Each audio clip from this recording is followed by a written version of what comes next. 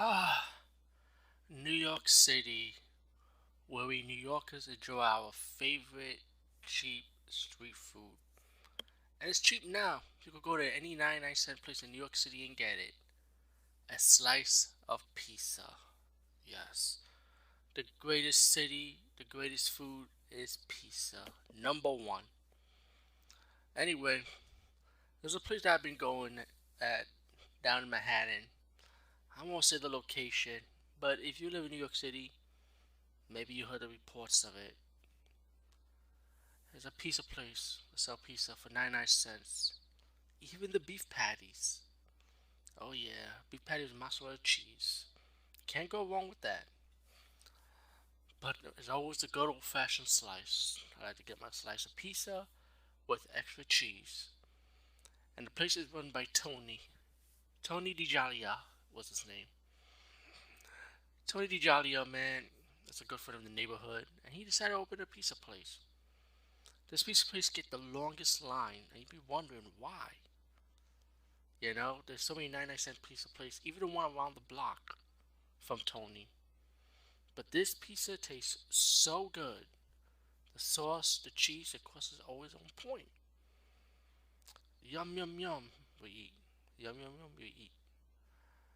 But it's always Tony running the pizza place. Him all by himself. He opens the store, he closes the store. Sauce, cheese, bread, you name it. He makes it all. He doesn't even have a second person helping him. Tony is one amazing guy, I tell you. But one day, late night, hanging out with some friends in a bar, and I was sober, I wasn't drunk because I was the driver.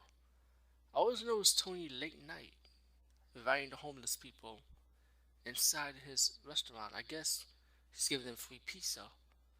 But he doesn't, by closing time, instead of taking the pizza out to give it to them, he just invites them in. And the funny thing is, Tony comes out by himself. What happened to the homeless person? How come he ain't coming out? It was kind of weird, right? So anyway, the next day, everybody's enjoying the pizza, especially at lunchtime. When everybody's at work, place being packed, people buying those 99-cent slices. It tastes so good, especially the pepperoni, the sausage, the topping. And then the next night,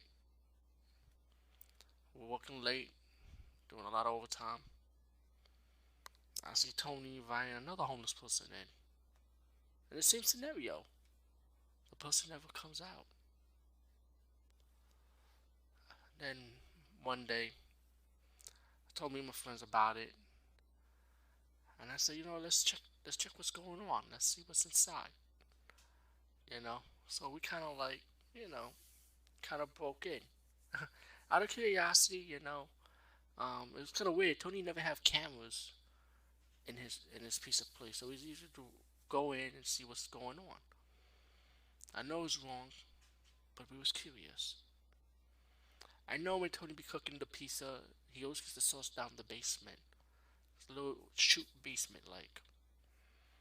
So we went in and checked out the chute basement. Slowly we walk. It had a funny smell. We used our flashlight, and then we saw like a door, a gray metal door, which is dice box, the freezer pretty much. So we looked at the door. It was easy to open. It was so freezing cold, of course, because that's where they keep all the meat. Well, after looking at the freezer box, it was more than the meat. It was nothing but I think dead bodies, well sliced up. And you could tell it's like bodies because you see a foot and a hand.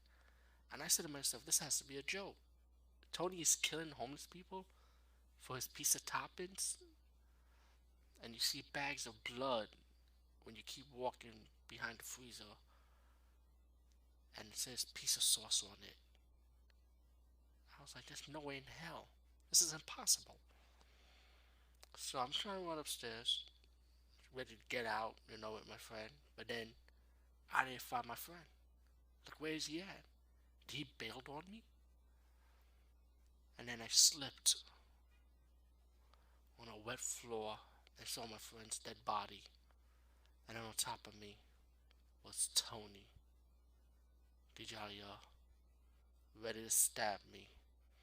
Luckily, I was stabbed on the right of my shoulder, and I still had movement to fight back against Tony. And I stabbed him in self-defense because I had to. And I was able to call the cops. Cops came in, and they arrested Tony. But also, I was charged to myself for breaking in, like, pretty much. But you know what? Since I had a case, I was let off the hook. Tony DiGialia, can't believe it. All those pieces I was eating, and all the people in New York City eating those pieces with nothing but dead body parts and dead blood. We became cannibals pretty much. And because of that, I ended up living in the woods. Because now I have to thirst for human body parts and blood.